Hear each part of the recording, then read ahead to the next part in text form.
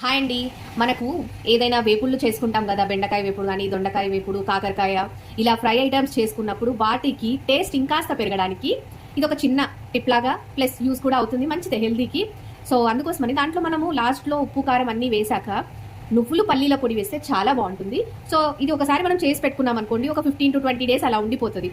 అందుకోసమని ఇలా stove on చేసేసుకొని కాస్త మీడియం ఫ్లేమ్లో, అది వేడయ్యాక మీడియం ఫ్లేమ్లో పెట్టేసుకొని ఒక 2 teaspoons అలా పల్లీలను మంచిగా ఫ్రై చేయండి. ఇవి కాస్త ఫ్రై అయ్యాక మనం లాస్ట్లో కొంచెం నువ్వులు వేసామనుకోండి, అవి కాస్త చిటపటగా అవ్వగానే బంద్ చేసేయండి. బంద్ చేసి అది కాస్త చల్లగా అయిపోయాక మిక్సీ పట్టి పక్కకు పెట్టుకోవాలి. మిక్సీ ఒకటేసారి ఫుల్ ఏమంటారు నెంబర్ లాగా కాకుండా ఆన్ ఆఫ్ చేస్తూ పట్టామనుకోండి, అది కాస్త పొడి పొడి లాగా ఉంటుంది ఆ పౌడర్ అనేది. ఇలా ఎప్పుడైనా మనం వేపుళ్ళు చేసుకున్నప్పుడు ఒక 1 teaspoon అలా వేసామనుకోండి, టేస్ట్ చాలా బాగుంటుంది.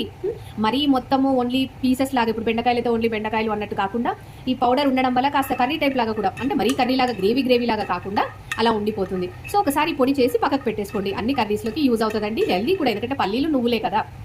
సో ఒకసారి ట్రై చేయండి మీరు. సో ఇక్కడ చూడండి, పల్లీలు కాస్త రోస్ట్ అయిపోతున్నాయి. ఇవి కాస్త ఇలా వేగాక మనం నువ్వులు వేసేద్దాం ఇందులోకి.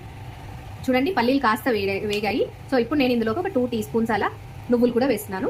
ఇవి ఒకసారి అలా కొంచెం రోస్ట్ అయితే సరిపోతుంది. మనకి చిటపట్లాడుతూ ఉన్నట్టు కనిపిస్తుంది కదా, అలా ఒక 2 to 5 seconds అలా ఉంచేసి దీన్ని స్టవ్ ఆఫ్ చేసేసుకొని చల్లబండివ్వండి. ఇది కాస్త చల్లగా అయ్యాక మనం దీన్ని మిక్సీ పట్టేసుకుందాం. సో ఇవి వేగాయి చూడండి, చిటపటమంటూ వాడుతున్నాయి. సో స్టవ్ ఆఫ్ చేసేసుకొని దీన్ని చల్లార్చండి. ఓకే, ఇక్కడ చూడండి మన నువ్వులు పల్లీలు ఇవి కాస్త చల్లగా అయిపోయాయి. ఇప్పుడు దీన్ని ఆన్ ఆఫ్ లాగా ఒక కొంచెం ఇంటర్వెల్లోనే అట్లా ఆన్ ఆఫ్ చేస్తూ దీన్ని మనం మిక్సీ పట్టుకుందాం. అప్పుడు ఇది పౌడర్ లాగా అవుతుంది. ఓకే, చూడండి మన నువ్వుల పల్లీల పొడి రెడీ అయిపోయింది. ఇది ఏ ఫ్రై కర్రీలోకైనా చాలా బాగుంటుంది.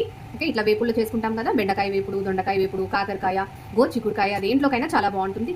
టేస్ట్ ఉంటుంది, ఆరోగ్యంకి ఆరోగ్యము. ఓకే, సో దేంట్లోకైనా యూజ్ అవుతుందండి. సో ఇది ఎయిర్ టైట్ కంటైనర్లో పెట్టుకున్నాం అనుకోండి, 15 to 20 days వరకు చాలా బాగుంటుంది. ఓకే.